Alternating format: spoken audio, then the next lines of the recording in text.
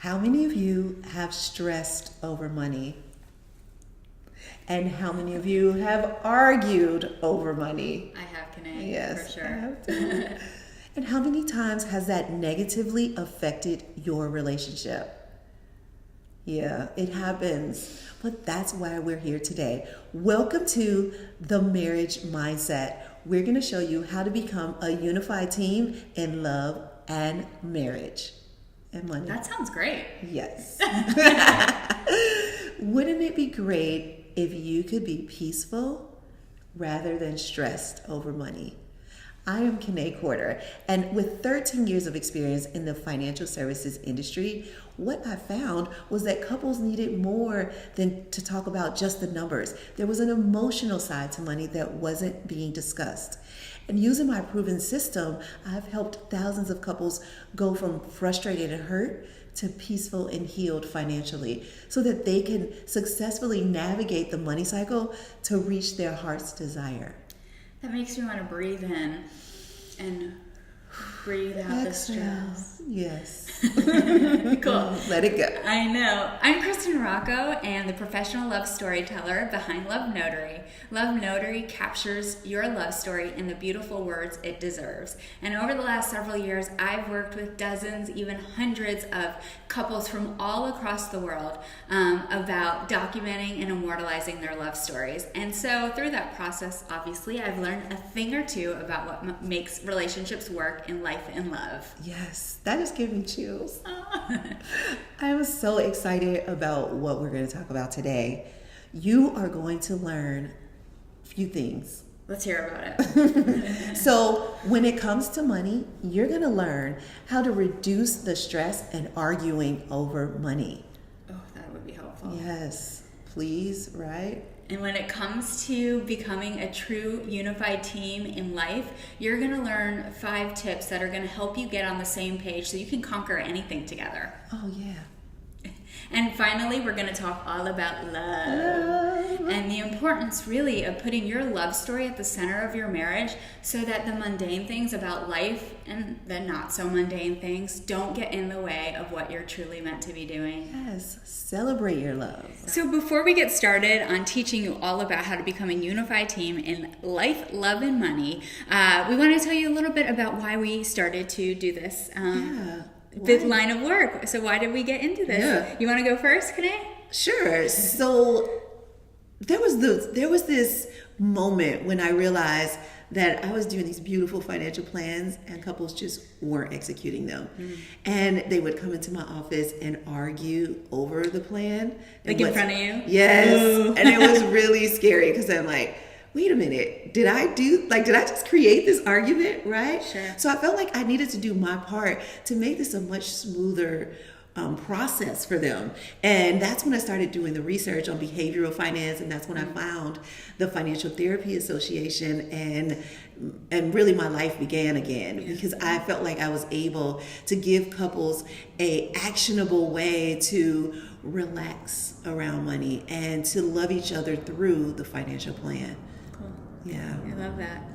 I got started telling love stories and actually immortalizing love stories, transforming them from our memories and our mind to the written word because I saw all these negative examples of love and marriage in the media, in public. Yeah. When are we not hearing about the next divorce or more relationship troubles? And I just felt like, there had to be more positive examples of people who were actually doing great things together and celebrating their love. Yes. And so that really was a driving force behind why I got started with Love Notary. Yeah, and that's a great point because we talk about, I think the number is like 50% of marriages fail or something, right? Yeah, exactly. But why don't we talk about the 50% that survive? Exactly, yeah. I know. Yeah, so I love that. I'm so glad you're doing this. Me too. Well, I think we're going to have a lot of tips to share with you today. And so up next is how to become a unified team in life.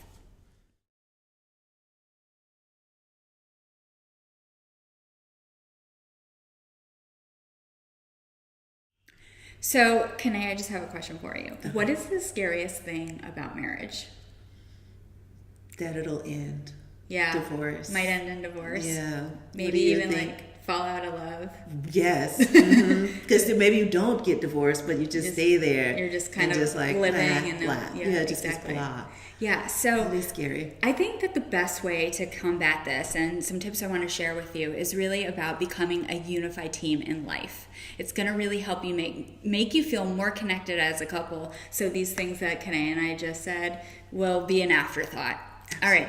Ready to get started? Yeah. So tip number 1 is that your spouse always has your best interest in mind. And remember that, right? Think back to, why you have decided to build your life with your significant other. You've come to trust that person. You've come to be able to be open and honest with that person. So when you move forward in your relationship, always remember that that person has your best interest in mind. Even when it comes to disagreements, because you are going to disagree with your partner. But that doesn't mean that that person doesn't have your best interest in mind and even the best interest of the relationship. Yes. And it's really just about getting on the same page about that. Yes, that reminds me of a story. A friend of mine, he said that his wife tends to take the negative.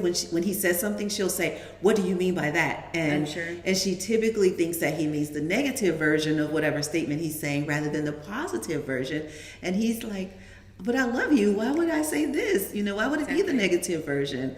So I know exactly what you mean. A lot of times couples do stop trusting each other, to have their best interest. Yeah, so just remember the foundation of why you came together in the first place. And, that person really is your rock. That person is there for you, and trust in that. Yeah. So the next tip is all about understanding, supporting, and creating your shared values. So you are, in addition to getting together because you love each other and committing to each other because you fell in love, you also have probably envisioned what the future looks like. And so some of those things could include your lifestyle, children, religion, friends, family.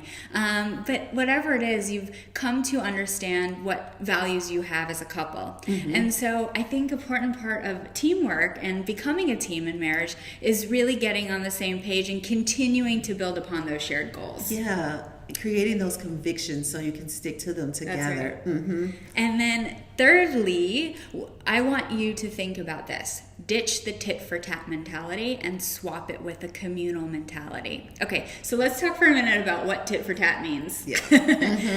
So it's the scorecard. Yeah. It's when your partner is, you're thinking, I'm mopping the floor again. This is the third time this week. Or doing the dishes. When is he or she going to do their part? Their part, right? Exactly. Now, that type of behavior actually contributes to negative feelings about your partner. Resentment, lack of trust, rigidity. Yes. hard word to say. But, all of that, though, that tit for tat mentality really contributes to negative feelings, and you start to build up this resentment, which obviously is a relationship killer. Yes. So instead, what we're going to swap it for is a communal mentality, where you're doing things not because it's your turn, but because you want your relationship to benefit. And that's when you really come into these positive associations surrounding your relationship. Absolutely. I can totally understand that. And I think that's a great tip for relationships across the board. You start in your marriage, practice that in your marriage. But in your relationships across the board, you really shouldn't have that tit for tat, because even us as friends, if I began to think, well, I'm doing this, what is Kristen doing? Then that's just not going to work. Exactly. So the fourth tip about building a unified team in life is all about creating and developing camaraderie through trust, honesty, dependability, and throwing in some fun there too, right? Yes. Date nights! But, this is important because, we just talked a lot about having to remember all of the trust that you've built in each other. And this tip really is about continuing to build upon that. And, one of the best predictors of long-term success in a marriage is about becoming best friends. Yes. I think you probably, if somebody's been married 40, 50 years, you might have said, what's the secret? And they always respond, we're best friends. Yeah. And, these characteristics of being best friends really are about all of those trust, honesty, vulnerability, being able to connect on a deeper level. Yeah. So, and being able to miss each other a little bit, like get apart from each other so that you can come back and say, oh, guess what happened today? Yeah. I just discovered this new thing,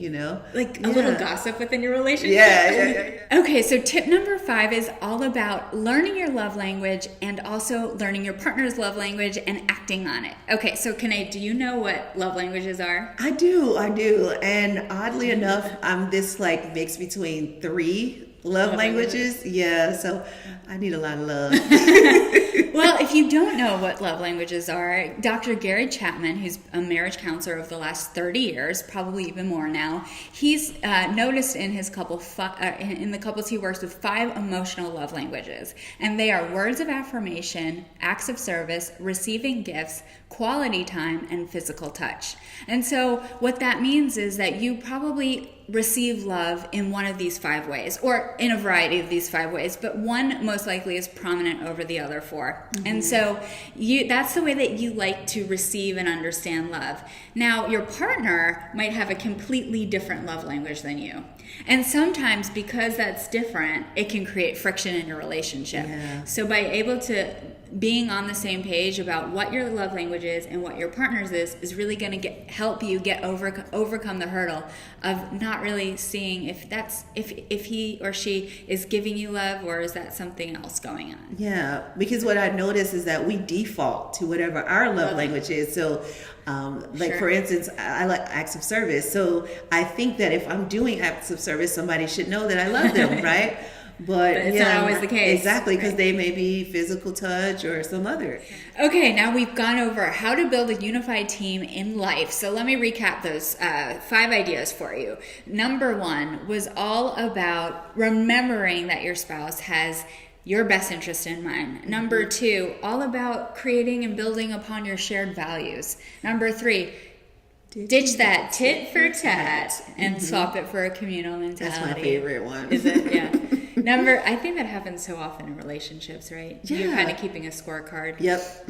Number 4, build camaraderie with your partner.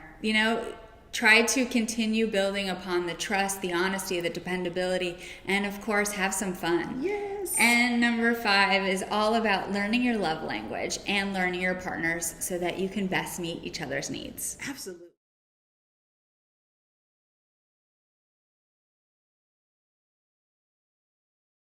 And so similar to the love languages, we're going to talk about the money mentality. And money mentality is basically your money personality.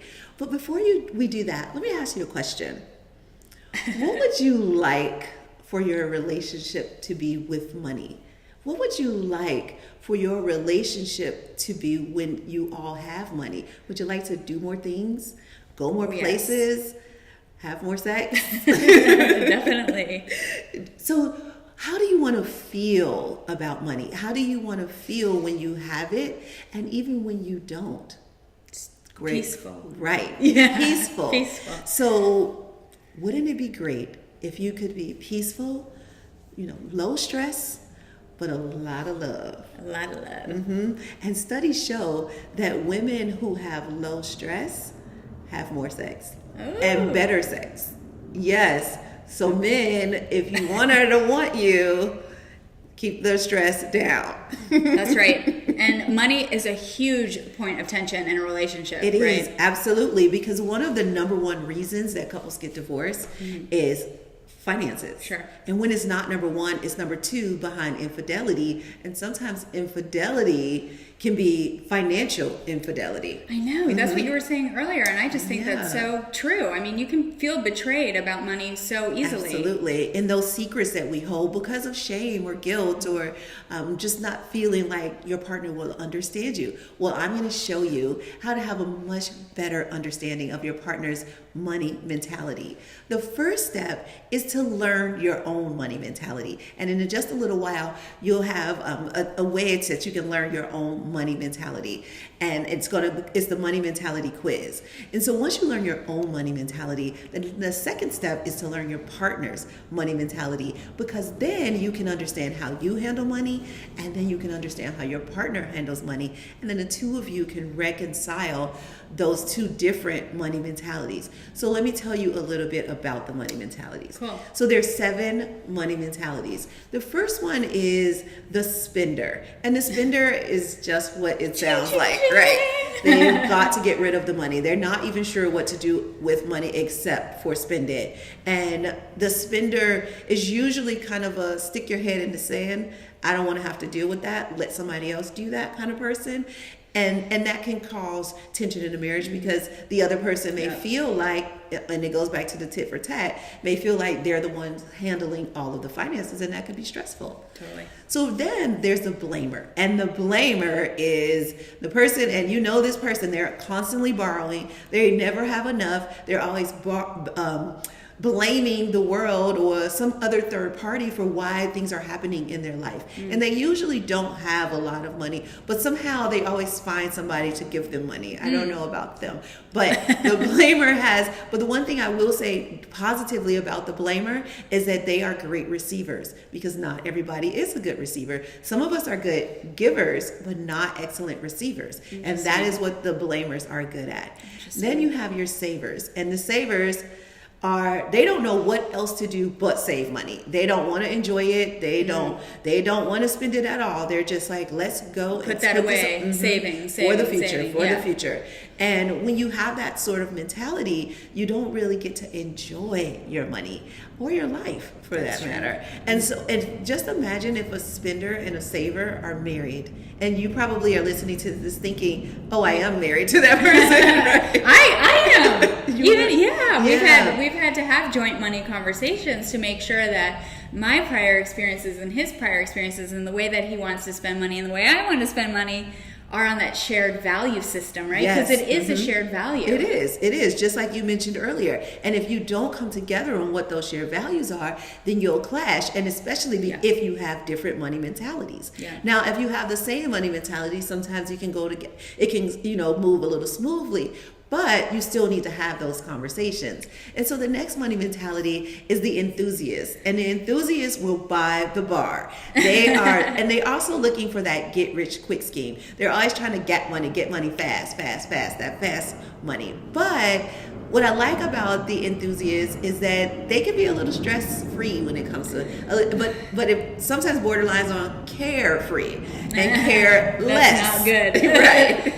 When you were saying carefree, I was like, ooh, that sounds good. Yeah, not the but then if you part. get, right, exactly. So carefree can border on careless. And if you're the partner, you're going to look at your partner like, what are you doing? Are you even thinking about our future, right? And so the enthusiasts, where they can be a lot of fun, they can also be, they can cause tension. Exactly. And so from there you have the hero. And the hero, that person wants to rescue everybody. They're kind of long-suffering, though. They want to help everybody, but they can't help to tell you how much they do for everybody else. And, oh, woe is me. I'm always helping other people, and I can barely help myself because I'm helping other people. Yeah. And so you really need to check that. So where the hero is usually successful financially, they usually are able to earn a good living, they have a hard time protecting their money because they're always giving it away or trying to help somebody else. Sure. And then that moves down to the artist. So the artist has this like love-hate relationship with money. They like money, but they really say all we need is love, right? I wonder if that's where the term starving artist came from. Yeah, well, exactly, because the starving artists, they kind of want money, but they kind of don't, because they really love their passion or their purpose. And so they focus on that passion and purpose. And it doesn't necessarily have to be an artist. Like, you don't have to go out and paint, but you can still have that artist mentality in whatever it is you do and not know how to ask for money. Because remember, I said that the blamer was a great receiver. Well, the artist usually isn't a great receiver. And the hero either. The hero is a great giver, but not necessarily a great receiver. And so the ideal money mentality is the president. And the president has this like harmony between all the money cycles. Yeah. So the president, they know exactly how to earn money without getting stressed about it. They know how to grow their money. They know, even when they don't have money, they know how to stay peaceful in those moments. And so that's the president. And it's a really tough money mentality to get to. And it takes letting go of your past money history. So you're going to take a quiz, the money mentality quiz, and you're going to learn your money mentality. And then right after that, you're going to answer some questions like, what is your earliest money memory? Because when you determine your earliest money memory, you learn where you value money. So I define the money cycle as earn, grow, protect, gift, and enjoy your money. And how you navigate the money cycle is going to determine your lifestyle. Because if you go straight from earning it to enjoying it, you didn't grow it, you didn't protect it, you didn't gift it, right? And so it's really not going to be there for long. And so you really have to navigate the money cycle and in a manner that's going to help you keep your money in place, because it's not what you earn, it's what you keep. Right? Yeah. And then many of us have a heart to serve. But what will you serve with if you've already enjoyed all the money and it's all gone? I'm aspiring to be that president level. Yes. Sounds good to me. Yeah, it's awesome. If you can be the president, then you can lower the stress and increase the love, which is really what we want to do in our relationships. So I want to leave you with a couple tips that I believe help couples increase the love in their marriage. And the first one is called Money Day. And Money Day is when you choose one day or 2 days a month that you will work on the money. Now, some of you may say, well, we need to do that more than once a month. Well, do it once a week. It's totally up to you. Yeah. But choose your money day. And it could be, Financial Friday. And you choose Financial Friday. And on 7 o'clock on Financial Friday, you're going to sit down and you're going to talk about your money. And that's when you talk about money. No other time. So on Monday, Tuesday, Wednesday, Thursday, you're not talking about money. No talking about money, because that's not sexy. Remember, we talked about having more sex in if you're always talking about money, and when some bill came in, we need to pay this. It's like, okay, yeah, thanks, right? It goes away, right? So have your money day and stick to that day to talk about money. Don't talk about money every day. It's just not cute. And it creates it's not cute, and it just creates this tension in the marriage. And the second tip is to have free money. Now, those two words together, right? that just warms my heart. So free money is each person can have a certain amount of money to just do what they want. Right. You come up with that number, like, I don't care, $100, $500, even if it's $50, whatever it is, right. Each person has some money that they can do whatever they want. So if you want to go out and buy a pair of shoes and not have to say, you can do it. Yes. You want to buy a new golf club, whatever it is that you want to do with your free money, you can go do it and not have to feel guilty, because we talked about that financial infidelity, where you feel guilty or you feel shame. But if you have your free money. And you know what? I just established this free money concept in my relationship, and it really has made a huge difference, because now I get to be excited about even talking with my husband about what I'm going to go spend my free money on. It's a surrounding excitement, like, oh, I'm going to go buy a new purse today because I've built up my free money. Yes, that's a great point, right? So it adds to that camaraderie that we talked about earlier, because now you're like, oh, what did you get? Oh, what did you get? Exactly. Mm-hmm. Almost like Christmas. You can have Christmas every month, except this time you're spoiling yourself. Yeah. So number 3, keeping up with the Joneses, or not keeping up with the Joneses. Don't worry about the Joneses, because the Joneses, are probably trying to keep up with you. That's true. And that's what I find. You are the Joneses and everybody's the Joneses. So let's not focus on the Joneses, because what you focus on expands. So if you're focusing on the Joneses' wealth or life or prosperity, then their prosperity will expand and not yours. You need to come back. Good point. Yeah. And when you're looking at those shared values, what are those shared values? And then how does that work in your life? And just making that about you and your relationship, not your parents, not your neighbors. You know what? When you're saying that, I'm thinking about social media and how we constantly, it's kind of second nature to compare ourselves to our friends on social media. It is. But what we got to remember is the highlight reel and Yeah. really stick to what what you're doing. Stay in your lane. Absolutely. And another thing about that is a lot of times we're looking at one person's marriage for what we think it is, but not for what it really is. And really what I mean by that is, maybe you've been married 1 year and you're looking at a couple that's been married 10 years and you don't know what they went through to get to where they are in that 10-year period. But you're looking and you're like, why aren't we like them? But you can't be like them because they have 10 years of experience that you didn't get in their 1 year, right? Yeah, so don't look at the Joneses' marriage or money. Look at your own and focus on your own. That's number 3. So number 4 is volunteer day. You need to pick a day, and I don't know how often. That's totally up to you. Maybe it's once a month or maybe it's twice a year. Sure. And pick a day where you guys volunteer together, because focusing on a cause, and it could be 2 different causes. Yeah. You can like to feed the homeless, and and your spouse can maybe like financial literacy, like me.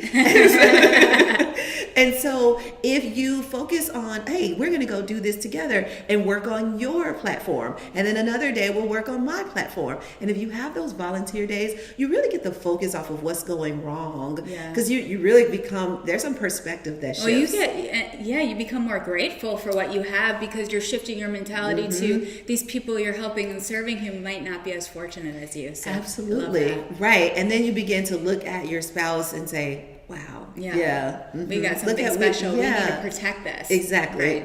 And then look what we did together. Because normally when you volunteer, at the end you feel really good. And you did that together. So it kind of goes back to creating those memories. And Absolutely. So number 5, tracking your milestones. And this is something that we don't do a lot. And when you don't track your milestones, you forget your progress. And what happens is, if you have these goals and you're looking into the future and you just haven't gotten there yet, if you didn't track your milestones, you just feel like a failure. You don't realize how far you really have come. Yeah, exactly. And so I call it Milestone Monday. You can do it any day you like. That's cute. But I always have these like date, words, and I put the dates and the words together. But the day is Milestone Monday. So on Monday, one Monday out the month, or one Monday, you can also do it. It just depends. It's totally up to you, but create your milestone day and really think about, how far have we come financially? Right. And when you look at how far you've come financially, even if it's just $100 shift, you did it. Because I have this couple, and actually the wife started with me first, and then the husband came in. And one of the things she kept getting frustrated with is, she said, oh, we're not hitting our goal. We're not hitting our goal. And then I'd have to remind her, remember when you came to me, you had this much debt. And now you have this much debt. Yeah. That number has gone down. And you had this much savings. And now you have this much savings. That number has gone up. And maybe you don't have the exact amount you want to have in there yet, but you're obviously going to get there.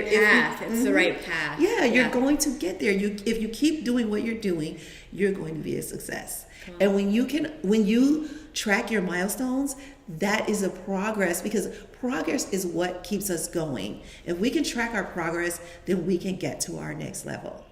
So now that we've talked about how to be a unified team in money, I want to recap.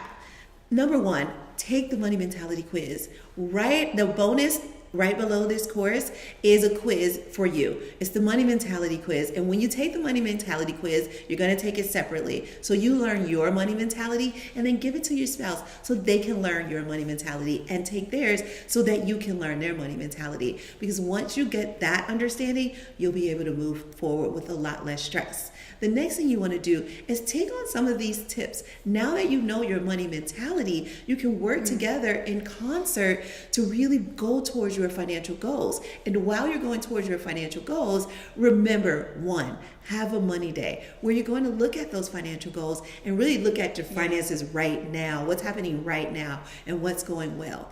Number two, have a free money day. Just go out and have some money you can spend. Three, don't keep up with the Joneses, keep up with yourself. Right, exactly. Number four, volunteer together. It's so much fun. And number five, track your milestones. Know your progress, because when you do that, you can celebrate.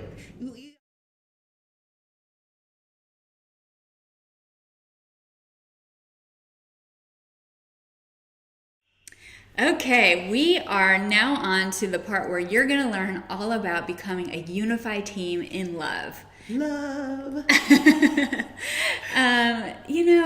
After a while, that in-love feeling starts to fade. It really does. There's the scientific research actually shows that there's serotonin in your brain that heightens while you're kind of getting to know each other.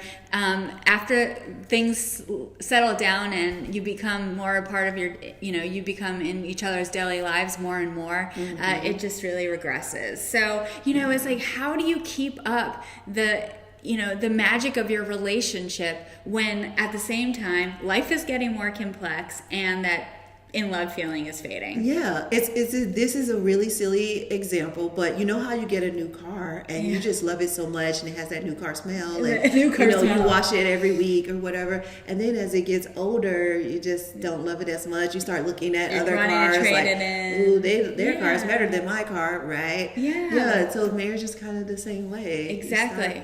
But we can't trade in our cars or our relationships at the end. No, you have to upgrade the car.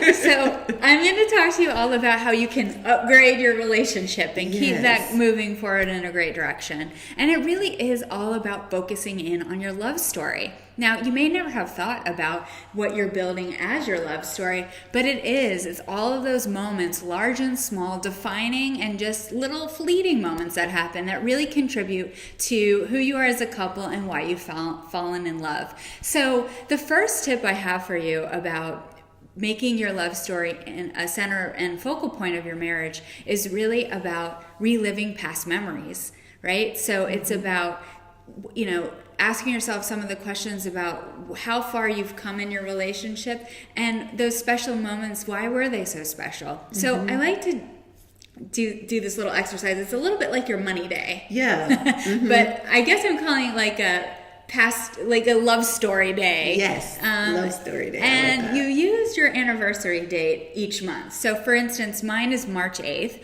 So every 8th of the month, my husband and I sit down and talk about our love story. And those are all the past moments that have happened that have really built up who we are as a couple. So maybe we'll talk about our special vacation to Switzerland or to Italy. Remember when? Or maybe remember this thing you did, Maybe one time we'll talk about how I knew he was the one, or our first kiss. Yeah, or maybe your favorite thing about your relationship. What was the favorite thing about our first date or something like that? That's right, exactly. And instead of just, saying it as a fleeting thought, really talk through it, right? Relive it with your significant other. I think that's going to help you come to really cherish and value those memories. Okay, so the next tip in this little section is all about the here and now, celebrating and creating the pages in your love story today. How can we do that?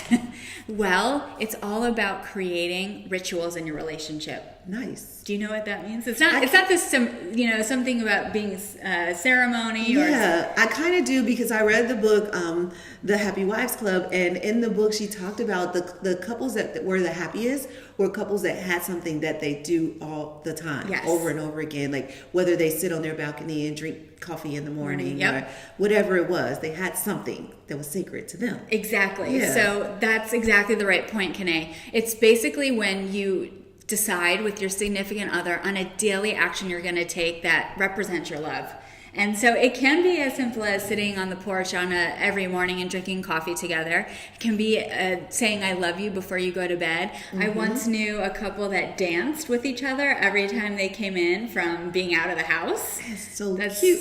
very sweet, right? Yes, I But love it. it really is just celebrating the love that you share, and that's what's so wonderful about it. And when you, all of these days, then, I mean, imagine 1 year, that's 365 days of dancing together or drinking coffee or whatever it is. Yes. And that just builds up this really precious ritual between the two of you that you're going to really cherish. Yes, absolutely. I can see that. Yeah. And then the next important piece of building your love story into your relationship is being forward looking and looking forward to creating your next chapter. So this is all about looking at your shared goals and dreams and talking about how you're going to achieve them, not just from an accomplishment perspective, but what vacations can you envision together? What date night are you going to do next week, right? Yeah, like what can you look forward to in your relationship that has nothing to do with paying bills or going grocery shopping or the to-do list, or the to-do list. It's all really just focused on building you guys up as a couple. When you talk about that, I think of like the movie trailers. Like this is like the trailer to come, coming soon. And right? I don't know, like, when my husband and I were planning the trip to Italy or thinking or wanting to, that was something that we both wanted to do together. And then actually putting that on the calendar and then building out the experiences. Where are we going to go? How are we going to do it? It became something so exciting for us to do. And then when we were doing it, we felt just excited that we were able to have that opportunity together. Yeah, that is so awesome. Yeah. So that wraps up how you can really put your love story in the center of your marriage and how really important it is to creating this stronger bond between the two of you.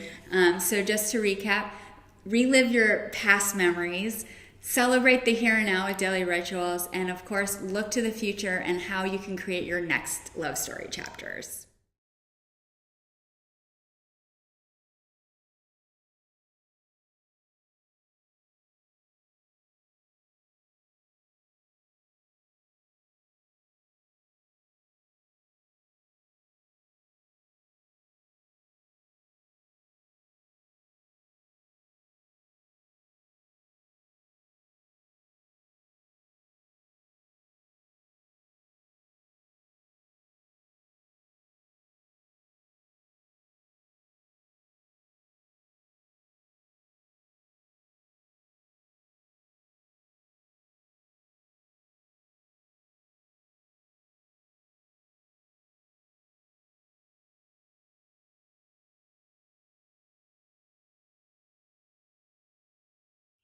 So we've talked a lot about how to become a unified team in life, money, and love.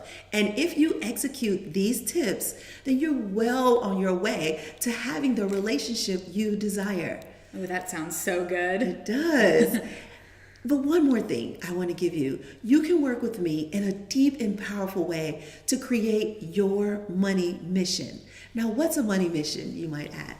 A money mission is when you put together a document that says exactly how you as a couple, as a unified couple, how you will earn money, how you will grow money, how you will protect your money, how you will gift your money, and last, how you will enjoy your money. It sounds like you're creating your shared values around money with the money mission. Yes, absolutely. Love so that. you are creating your shared values around money, and what you're doing is determining how you will navigate the money cycle. So if you'd like to work with me in a deep and powerful way to create your money mission, go to presidentiallifestyle.com/marriage mindset to join me, and I will work with you as a couple to create each one of those areas. And you know what will happen? Whenever an argument arises, you can consult the money mission, and the money mission will shut it down. Right and when away. we work together, the first thing we will do is talk about your vision. How is it that you want to feel about money? What is your idea of prosperity? How does navigating the money cycle make you feel? And what do you want to know about money that you don't already know? And when we get to those things, then we put it all on paper and your money mission comes alive. And then you begin to work it in your life. And it feels so good. Talk about peaceful, Yes. eliminating stress and creating more harmony. Exactly. I really think so. And that is, you're lowering the stress, you're increasing the love. Yeah, absolutely. Yes.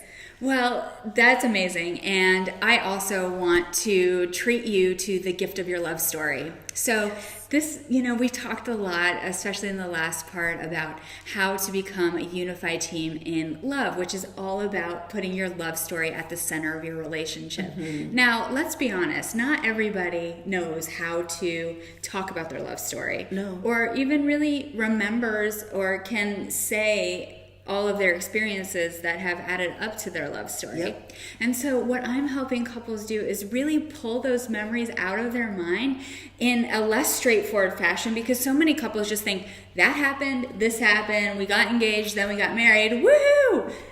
But there's so much more to the story. Yeah, I can imagine. I love hearing and connecting all of these woven experiences you have to create your own version of a love story fairy tale, right? We see love stories in the movies. Who doesn't love The Notebook, right? But That's true.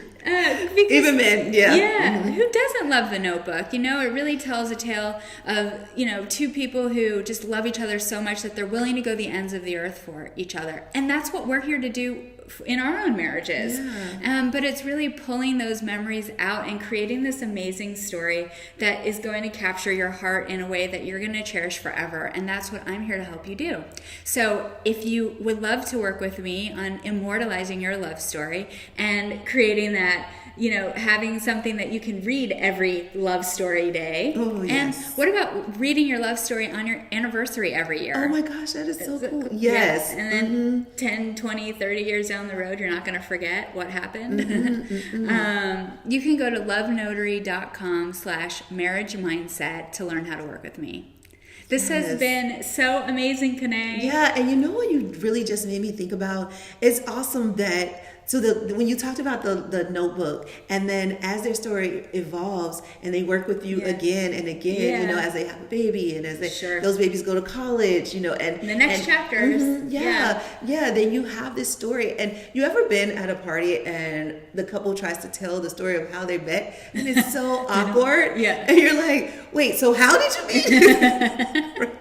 You need to work with Kristen. So I feel like every couple needs to do this, because if they work with you, then they can tell that story fluently, and then everybody at the table wants to be them, right? And then you'll be the Joneses. Right, exactly. And the money mission is a very similar thing, because then you don't argue over money. And while I remember I said earlier that couples would be in my office arguing, and I was thinking, was I a part of this argument, right? Well, there's not a lot more to argue about. When you get that money argument, think about what else you argue about. You're freed from so much. So much. So if you could just take that out, you can have so much more peace in your marriage. And I'm so glad we were able to do this, because I think, just going back to what we said earlier, there's just a lot of confusion surrounding how to be a unified team in life, love, and marriage, and life, love, and money. And I think that, we're really trying to bring some awareness around the fact that if you can concentrate on what is unique in your relationship, and also, start to put some of those shared values down on paper and focus in on them, you're going to be an amazing couple. Amazing. I'm already getting chills just thinking about how in love you're going to be when that, when everything flows. Yes. So thank you so much. Thank you for joining us. This has been an awesome experience. You are now ready, and you have the marriage mindset.